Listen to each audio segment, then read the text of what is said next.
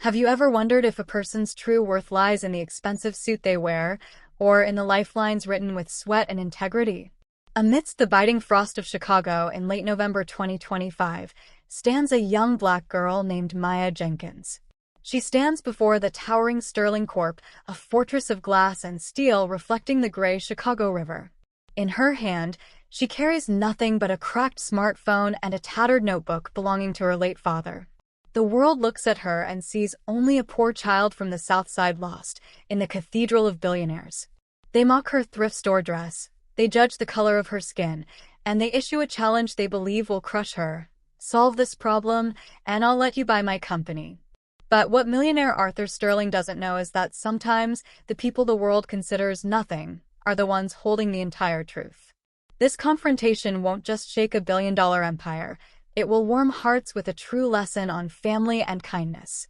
Maya Jenkins adjusted her grandmother's hand-knit wool scarf against the biting Chicago wind, staring up at the Sterling Corp Tower, a monolith of glass that seemed designed to keep people like her out.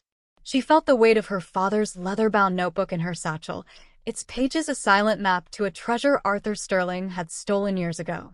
The air inside the lobby was a sharp contrast to the freezing streets, smelling of expensive roasted espresso and the polished scent of success.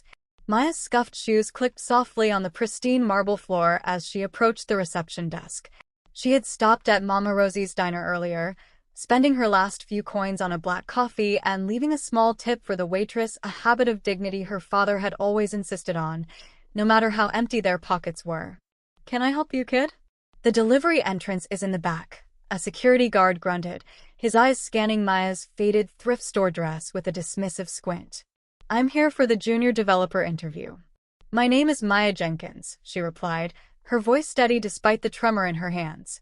She held up her smartphone, the screen a spiderweb of cracks, displaying the official confirmation email. The guard sighed, checking his digital log with a frown before grudgingly gesturing toward the elevators. As the elevator climbed to the 50th floor, Maya watched the city sprawl beneath her like a circuit board. She remembered her father James, who had spent his nights at their small kitchen table in Southside, sketching the very logic that built this city's digital foundations. He had died believing he was a failure, never knowing his partner had turned his genius into a billion-dollar fortress. The doors chimed open, revealing a boardroom that felt more like a courtroom. At the head of a mahogany table sat Arthur Sterling, mid-laugh while mocking a junior analyst. He was exactly as the magazines described, wealthy, powerful, and utterly devoid of empathy. When he finally noticed Maya standing in the doorway, he didn't offer a seat. Arthur turned his gaze toward Maya, his lip curling in a sneer as he asked, "Did the janitorial interview move to the boardroom today?" Arthur Sterling's laughter echoed through the boardroom, a cold sound that matched the gray, churning waves of Lake Michigan visible through the floor-to-ceiling windows. The sound was sharp, lacking any genuine mirth, the kind of laugh used by men who measured their worth by the height of their skyscraper. He leaned back in his Italian leather chair, swirling a glass of amber liquid that cost more than Maya's monthly rent, while his eyes remained fixed on her with predatory curiosity. Dr. Sarah Mitchell, sitting at the end of the table, freezes when she sees Maya's last name on the digital roster, her mind racing back 15 years. Sarah's hand trembled slightly as she adjusted her glasses, staring at the young girl who carried the same quiet intensity James Jenkins once had. She remembered the nights in the old lab, the smell of ozone and burnt coffee, and the brilliant man who had been her friend before Arthur's greed tore their partnership apart. "So, Maya from the South Side," Arthur began, his voice dripping with the fake politeness of a shark. "I see you attended a public school with a budget smaller than my dry cleaning bill. Tell me, do they even teach binary there, or are you just here to help us meet a diversity quota for the annual report?" The other executives at the table offered sycophantic chuckles, but Maya didn't flinch. She stood tall, her hands clasped in front of her, the hand-knit scarf draped over her shoulder like a warrior's mantle. "I am here because my code speaks for itself, Mr. Sterling. I don't need a quota to prove that your current architecture is failing to handle the load of your new cloud initiative." Arthur's smile vanished, replaced by a dark, challenging glint. He signaled to the wall, and a massive 8K screen descended, displaying a chaotic, tangled mess of database queries that were redlining the system. My senior engineers, men with PhDs from Stanford and MIT, have spent 6 months trying to optimize this cluster. It's a mess of legacy bottlenecks and synchronization errors. They say it's an impossible problem. He stood up, walking toward the window to look out at the Chicago skyline, the clouds hanging low and heavy with the promise of snow. Let's make this interesting for our audience. If you solve this in 10 minutes, I'll let you buy my company for $1. If not, don't ever let me see your face again. Maya walked toward the terminal, not with fear, but with a familiar peace, and says, 10 minutes is too long. I'll do it in 4-inch. Maya's fingers danced across the mechanical keyboard with a rhythmic precision that sounded like a jazz melody from her father's old record collection. The sound was a sharp, steady staccato that filled the sudden vacuum of the boardroom, cutting through the thick layer of corporate arrogance Arthur had draped over the room. Maya didn't see the glass walls or the gray Chicago horizon anymore. She saw only the logic, the flowing rivers of data that were being choked by inefficient pathways. As she types, the logic she uses is a direct evolution of the Jenkins algorithm, a secret her father died protecting. She remembered him hunched over the kitchen table, his glasses slipping down his nose as he explained how data was like water, it needed the path of least resistance. She wasn't just fixing a database. She was speaking to him through the syntax, channeling the brilliance that Arthur had tried to erase from history. Arthur Sterling stood by the window, his gold watch glinting as he checked the time, a smug smirk still playing on his lips. He expected the screen to remain red, expected this young girl to stutter and fail, reinforcing his own warped sense of superiority. But as the seconds ticked by, the smirk began to falter. He noticed Dr. Sarah Mitchell leaning forward, her face bathed in the blue light of the monitor, her eyes wide with a mixture of shock and haunting recognition. Sarah saw it, the recursive loops, the elegant distributed hash tables with lazy evaluation that James had theorized 15 years ago. The digital timer on the wall hit 3:47, and the system suddenly stabilizes, with performance metrics skyrocketing. The chaotic red lines on the diagnostic graph smoothed out into a steady, vibrant emerald green. The queries per second didn't just meet Arthur's impossible goal, they doubled it, handling 80,000 requests with the ease of a summer breeze through a screen door. The server metrics turned bright green, showing a 500% optimization that the Sterling Corp engineers deemed impossible. The room remained silent for a heartbeat, the only sound being the hum of the ventilation system. Arthur took a step back, his face draining of color as he realized he wasn't looking at a lucky guess, but at a legacy reborn. Maya pushes the laptop back toward the stunned millionaire and whispers, "The code is honest, Mr. Sterling. It's a shame you aren't." Arthur Sterling stared at the green metrics on the screen, his face pale and his hands trembling as the empire he built on a lie began to crack in the silent boardroom. The silence was so absolute that the distant, muffled sound of a Chicago transit train echoing from the streets below felt like a thunderclap. Arthur tried to speak, but his throat was dry, his mind frantically searching for a corporate excuse, a way to spin this miracle into his own achievement. He looked at the lines of code, clean, elegant, and hauntingly familiar, and realized that the ghost of James Jenkins hadn't just returned. It was currently dismantling his life. Maya pulled a second flash drive from her pocket, the one containing the original timestamps that matched her father's 15-year-old handwritten notes. She placed it on the mahogany table with a soft thud that seemed to resonate through the entire 50th floor. "You called this an impossible problem, Arthur," Maya said, her voice dropping the formal Mr. Sterling as she stepped into the light of the monitors. "But it was only impossible because your team was trying to fix a foundation they didn't understand. My father, James Jenkins, didn't just write this code, he breathed life into it before you took it for yourself."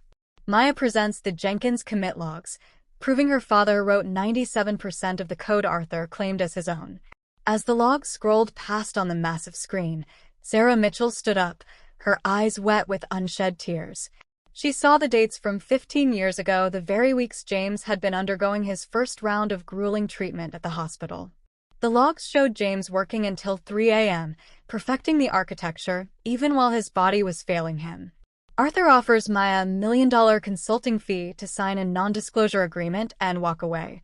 He leaned forward, his voice a desperate, oily whisper. "Listen, Maya. You're talented. Beyond talented. Why destroy everything over a past that can't be changed? I can write you a check right now that will move your mother into a penthouse in the Gold Coast. You'll never have to code for anyone again. Maya rejects the money, choosing to honor her father's integrity over Arthur's greed. She looked at the luxury watch on his wrist, then down at the worn leather notebook in her hand, thinking of the nights her mother had skipped dinner so Maya could have a warm coat. My father died in a 2-bedroom apartment apologizing for not being successful enough, she said, her voice trembling with a righteous fire. He thought he was a failure because he believed your lies. You didn't just steal his work, you stole his peace. Dr. Mitchell steps forward, handing Maya the original partnership contract that Arthur thought he had destroyed. Sarah's voice was like steel as she addressed the CEO she had served for over a decade. I've been a coward for 15 years, Arthur. I sat in this room and watched you erase a genius to build a monument to yourself. No more. I don't want your money, Arthur. I want the world to know who actually built this company. By the time Maya reached the lobby, the news of the billion-dollar betrayal was already ripples through every tech news outlet in the country. The cold, sterile air of the Sterling Corp lobby felt different now, no longer an intimidating fortress, but a hollow shell built on stolen dreams. As she stepped across the polished marble, her scuffed shoes clicking with a rhythm of victory, the high-definition displays on the walls were already flickering with breaking news banners. Journalists from the Chicago Tribune and TechCrunch were already broadcasting the leaked logs, and the company's stock ticker was plummeting in a red streak that mirrored Arthur's failing heart rate.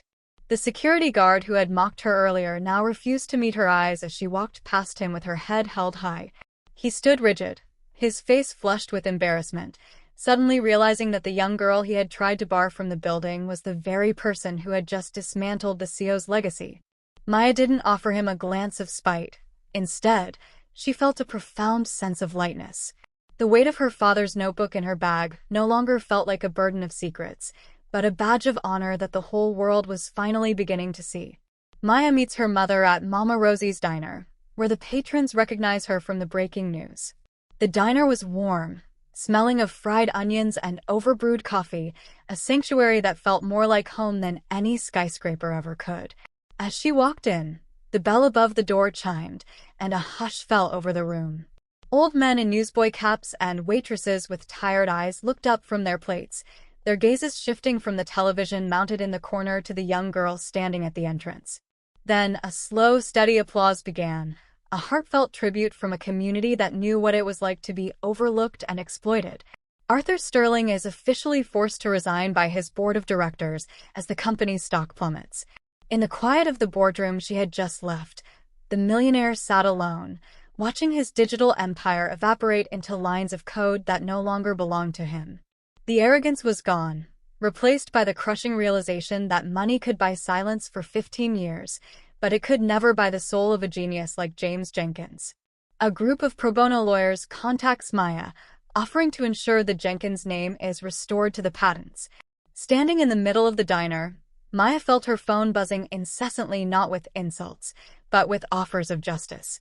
These were experts who had watched her story unfold on national television and wanted to help her finish the fight her father couldn't. Elena holds Maya's hands, weeping not for the potential wealth, but because her husband is finally no longer a failure in the eyes of the world.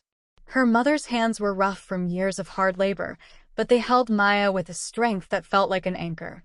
"He didn't leave us with nothing, Maya," Elena whispered through her tears, her voice a mix of sorrow and immense pride. "He left us with the truth. And you made sure the world heard it." A notification pings on Maya's phone. The National Inventors Hall of Fame has sent an urgent inquiry. The aroma of roasted turkey and sweet potato pie filled the Jenkins apartment, but the most important thing at the table was the leather notebook resting where James used to sit. The small dining room in Southside Chicago was bathed in the warm, golden glow of the afternoon sun, reflecting off the crystal award that now stood proudly on the mantel. Outside, the first gentle snowflakes of the season began to dance against the windowpane, a peaceful contrast to the cold, biting winds that had greeted Maya at the start of her journey. Maya wore a new dress, but she still kept the hand-knit scarf draped over her chair, a reminder of the journey it took to get here. She looked around the table at the faces of those who had stood by her. Her mother, Elena, sat with a serenity that had been missing for years, the lines of exhaustion around her eyes finally softened by a peace that money could never buy. Next to her sat Dr. Sarah Mitchell, no longer a corporate executive burdened by secrets, but a woman who had found her soul again by choosing to do the right thing. The family watches the news as James Jenkins is posthumously inducted into the Hall of Fame. The television screen showed a tribute to the man the world once ignored, a brilliant architect of the digital age whose logic now powered the very devices recording his honor. Maya watched the grainy footage of her father teaching, his smile radiant and his eyes full of the meritocracy he believed in, and she felt a surge of warmth that moved through her like a quiet prayer. Maya announces the launch of the James Jenkins Tech Center in Southside to provide free coding classes for local kids. She explained to the group that the settlement funds wouldn't be spent on mansions or luxury cars, but on ensuring that the next genius born in a 2-bedroom apartment wouldn't have to sell their soul to pay for a doctor's visit. The center would be a place where talent was nurtured regardless of the color of a student's skin or the brand of their shoes. Dr. Mitchell apologizes to Elena, and the two women find common ground in their shared memories of James. Sarah took Elena's hand, her voice thick with emotion as she spoke of the brilliant man they both loved. The room was filled with the sounds of laughter and the clinking of silverware, a celebration of a man who died thinking he had failed, but whose legacy was now an unbreakable foundation for the future. Maya stands for a toast, thanking her father for teaching her that logic is honest and that truth is the only legacy that lasts. She raised her glass toward the empty chair, her eyes sparkling with the same brilliance that had once lit up James's eyes. The justice she sought wasn't found in the resignation of Arthur Sterling, but in the fact that her father's name was finally home. "We did it, Dad. You're home now."